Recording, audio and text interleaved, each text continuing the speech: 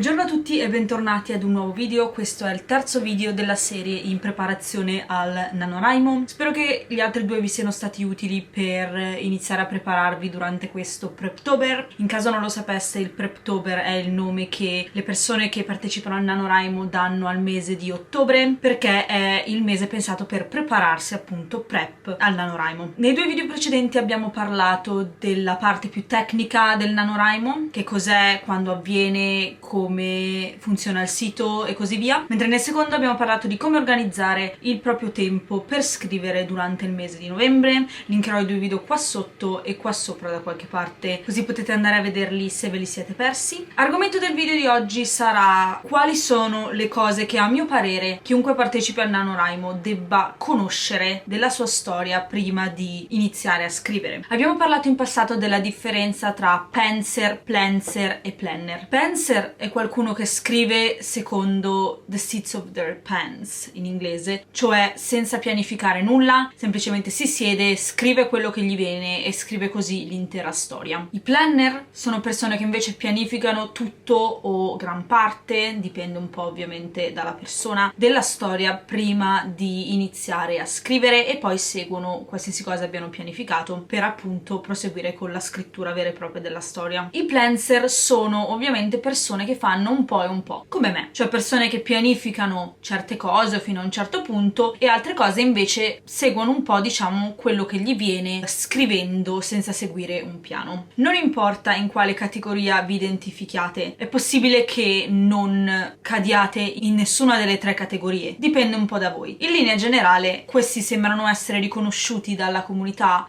di scrittori come gli approcci più diffusi alla scrittura, appunto. E a mio parere non importa cosa siate, se volete partecipare al NaNoWriMo c'è una serie di cose che dovete decidere prima di iniziare a scrivere la vostra storia, perché scrivere 1667 parole al giorno non vi lascerà molto tempo per pianificare quello che volete scrivere, non se volete restare in pari. La prima cosa è l'idea. Questo è un argomento complesso e molto ampio e dipende ovviamente da situazione a situazione. Chiaramente se decidete di portare un'idea nuova al NaNoWriMo, come dovrebbe essere secondo le regole della sfida, trovare l'idea giusta può essere complicato. Se avete visto lo scorso video sapete che a me l'idea per Progetto Fantasmi che ho portato al NaNoWriMo dell'anno scorso come progetto nuovo è arrivata completamente per caso, non la stavo cercando. Ma oltre a quell'idea io ho una serie di idee che ho scritto nel corso degli anni. Ho preso questa abitudine di avere una pagina su Notion in cui scrivo tutte le idee che mi vengono. In questo modo nel momento in cui voglio lavorare a qualcosa di nuovo mi basta aprire il documento e pescare l'idea che mi ispira di più. Ora, solitamente io seguo appunto la mia ispirazione, quindi faccio magari un po' di brainstorming sulle varie idee per capire quale mi sembra più facile da seguire, quale mi attira di più in quel momento, ma ognuno ha il suo metodo. Dovete sperimentare per capire quale idea vi piace di più. Questo è se avete già una serie di idee pregresse da cui attingere. Se invece non avete assolutamente idee e non avete un progetto in corso che volete portare al NaNoWriMo, ma volete portare qualcosa di nuovo, come trovare un'idea dal nulla è un pochino più complicato. Personalmente io parto sempre da quello che mi piace leggere. Come ogni scrittore, spero come ogni scrittore, io sono un'avida lettrice e quando leggo c'è sempre un romanzo in cui mi trovo a dire cavolo, mi piacerebbe scrivere qualcosa del genere un giorno o l'altro. Tant'è che ho letteralmente una lista anche per questo. Sono cose semplici, tipo mi piacerebbe scrivere un fantasy con i draghi una volta, mi piacerebbe scrivere un thriller psicologico tipo quelli di Wolf Dorn e così via. Se non avete una lista va bene, vi basta pensare a magari le ultime cose che avete letto, ai vostri libri preferiti, che cosa vi ha attirato di quella storia, che cosa vi è piaciuto e come scrittori che cosa vorreste essere in grado di fare che lo scrittore di quella storia ha fatto. Questa è ovviamente solo un'idea. Come ho detto è un percorso molto personale scegliere un'idea o trovare un'idea nuova. Quindi se scrivete da un po' probabilmente avete già i vostri metodi per farlo. Questo è giusto un consiglio di come io mi approccio a questa decisione. La seconda cosa che penso che gli scrittori debbano sapere prima di iniziare il nano è il protagonista. Per spiegare meglio questo secondo punto mi aggancerò a Save the Cat. Se avete visto i miei altri due video sull'argomento sapete che Save the Cat è un libro scritto da Jessica Brody che contiene una mappa per scrivere, diciamo, una storia, detto proprio in maniera semplice. Il libro analizza anche il ruolo dell'eroe, il protagonista della storia, che deve essere un personaggio molto forte perché ovviamente ovviamente il lettore deve voler leggere un'intera storia che ruota attorno a quel determinato personaggio. Se quel personaggio non è forte, non è il protagonista adatto alla storia che volete raccontare. E secondo Save the Cat, il protagonista, l'eroe di una storia, deve avere 3 diverse caratteristiche. Il primo è un problema che deve essere risolto o un difetto che deve essere aggiustato. Il secondo è qualcosa che l'eroe vuole o qualcosa che l'eroe deve raggiungere, quindi un obiettivo. E il terzo è un bisogno o in generale una lezione di vita da imparare. Il punto cardine di questa analisi è che i personaggi perfetti sono noiosi. Questo vale per qualsiasi tipo di personaggio, non solo per il vostro protagonista, ma è particolarmente importante quando si parla di esso. Perché? Perché come ho detto prima, per poter leggere un'intera storia che verte attorno a un certo protagonista, il protagonista deve essere qualcuno con cui il lettore può relazionarsi. E noi siamo umani, gli umani non sono perfetti, quindi come posso relazionarmi con un personaggio che è perfetto? Oltretutto, il motore cardine di una storia è il conflitto. Se il personaggio ha una vita perfetta, non ha difetti, non ha problemi, gli va tutto bene, dove origina il conflitto che muove la sua storia che voi state raccontando? Da nessuna parte. Per questo è importante il primo punto, cioè che il personaggio deve avere dei problemi da risolvere. Questi possono essere problemi esterni o problemi interni, quindi magari dei difetti che hanno a livello caratteriale e così via. Possono avere anche entrambi, ovviamente. Se avete visto i miei scorsi video su Save the Cat, sapete che c'è una divisione tra la storia A e la storia B. La storia A è la storia, diciamo, esterna, quindi tutti quegli eventi che intralciano la trama, mentre la storia B è la storia interna, che riguarda il percorso che il protagonista e gli altri personaggi fanno a livello proprio psicologico nel corso della storia. Quindi è molto importante che il protagonista abbia entrambi. Poi ovviamente quanto e cosa dipende dal tipo di storia che scrivete, dal genere a cui appartiene e così via. Se state scrivendo una storia romantica, come vi ho spiegato quando ho fatto la mia recensione di Romance in the Beats, è chiaro che la vostra storia principale sarà la storia d'amore e che la vostra storia secondaria, la vostra storia B, sarà qualsiasi cosa intralci la storia d'amore. Se invece è un thriller, è chiaro che la parte principale, la storia A, sarà il mistero da risolvere, mentre la storia B sarà come questo mistero cambia il protagonista nel corso della storia. Il secondo punto è che il protagonista deve avere qualcosa che vuole o un obiettivo da raggiungere e soprattutto cosa il protagonista farà per raggiungere questo obiettivo o risolvere questo problema. Quindi la domanda è: che cosa il protagonista crede sia necessario per risolvere il suo problema o raggiungere il suo obiettivo? Crede è la parola chiave, perché a questo punto, che è l'inizio della storia, il protagonista ha delle certe opinioni. Lui crede che se farà questa cosa X otterrà quello che vuole. Quindi la domanda a cui rispondere è: che cosa il protagonista crede sia necessario fare per raggiungere il suo obiettivo o risolvere il suo problema? La risposta a questa domanda è l'obiettivo del protagonista, quello che lui cercherà di raggiungere o risolvere se è un problema per tutto il corso della storia. Deve essere qualcosa di tangibile, qualcosa di cui il lettore possa tenere traccia, in modo che si senta coinvolto e riesca a fare il tifo per il protagonista. E ovviamente questo obiettivo, dovendo sostenere l'intera storia, deve essere molto forte. E per creare il conflitto di cui parlavamo prima, vuol dire che deve anche esserci una forza opposta che ostacola il protagonista e che crea appunto il conflitto che manda avanti la storia.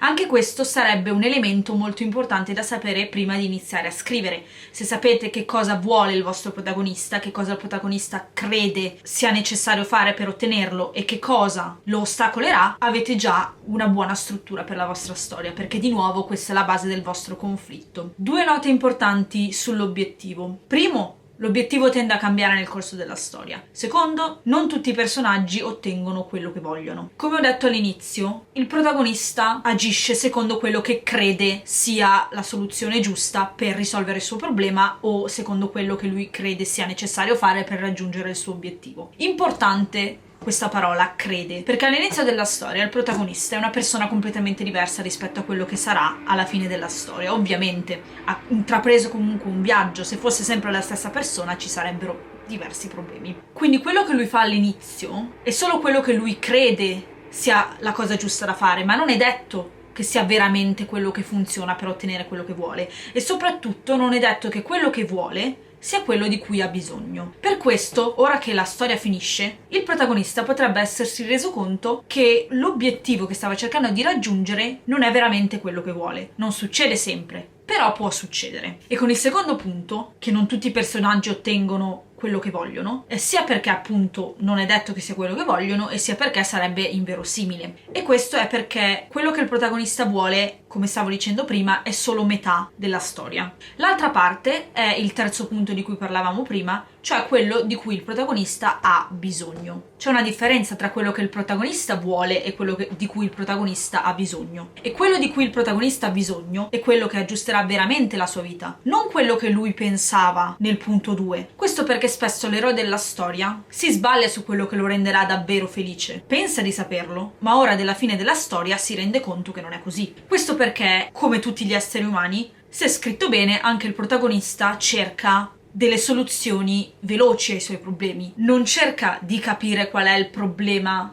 sottostante, e le soluzioni che trova risolvono magari il problema, ma solo a breve termine, perché c'è sotto un problema più grande di cui il protagonista non è a conoscenza all'inizio della storia, ma di cui nel corso della storia, grazie al viaggio che intraprenderà, sarà a conoscenza. Il vero problema nel libro Save the Cat viene chiamato la scheggia di vetro, ed è quella ferita psicologica che ha lentamente avvelenato il protagonista nel corso di tutta la sua vita e che lo spinge a comportarsi in un certo modo. Quindi il motivo per il quale il vostro protagonista agisce in un certo modo per raggiungere il suo obiettivo è perché è successo qualcosa nel suo passato che lo porta a comportarsi in un certo modo. Ovviamente dovete intrecciare tutte queste cose, dipende dalla storia che volete raccontare, e sapere che cos'è questo avvenimento che ha cambiato la vita del vostro protagonista e che lo ha sconvolto e lo porta a comportarsi in una certa maniera prima di iniziare a scrivere è, a mio parere, molto molto importante, perché questa ferita psicologica condiziona le azioni del protagonista per tutto il corso della storia. E come potete sapere che cosa farà il protagonista nel corso della storia se non sapete cosa lo fa agire in una certa maniera? Quindi, a mio parere, saperlo prima di iniziare a scrivere il romanzo è assolutamente indispensabile. Non dovete ovviamente avere un'idea precisa, però almeno un'idea molto vaga, secondo me, sarebbe il caso di averla. Il secondo elemento che secondo me è importante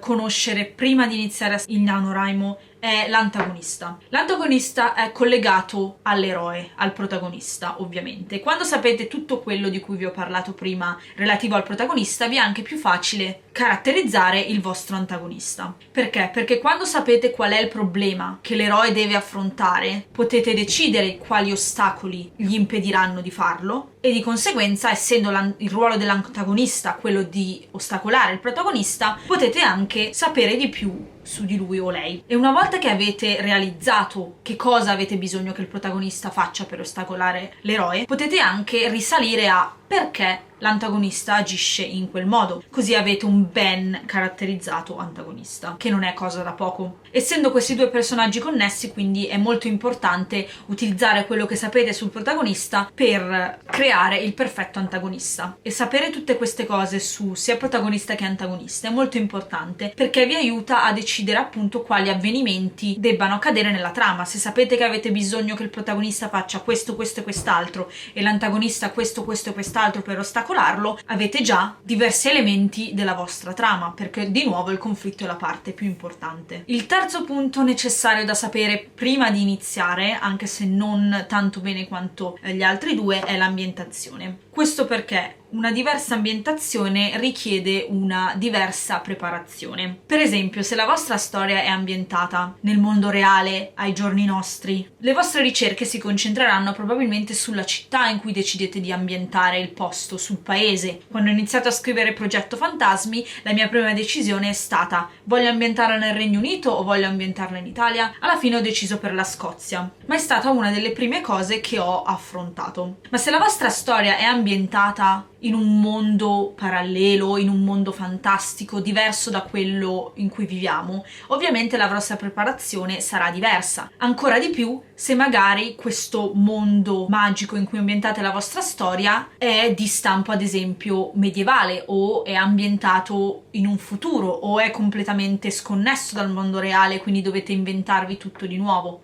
È chiaro che la preparazione è diversa, è molto più complicata nel secondo caso, perché se io devo ricercare una città o un paese ho le informazioni a portata di mano perché quel posto esiste veramente. Nel momento in cui però dovete creare un mondo dal nulla, la vostra preparazione è diversa, perché le leggi che governeranno questo mondo, anche quelle più basiche, influenzeranno la vostra trama. Quindi se volete scrivere qualcosa ambientato in un mondo fantastico, il mio consiglio è di concentrarvi molto sulla costruzione del mondo, il cosiddetto world building, prima di iniziare a scrivere. Così non vi ritrovate ad avere poi un mondo che non quadra con la trama o una trama che non può accadere nel mondo descritto. E con quest'ultimo punto concludiamo il video di oggi. Questi sono i 3 elementi che a mio parere dovete conoscere almeno un pochino prima di iniziare a scrivere durante il NaNoWriMo, di nuovo perché il NaNoWriMo è molto veloce, richiede un grande numero di parole da scrivere giornalmente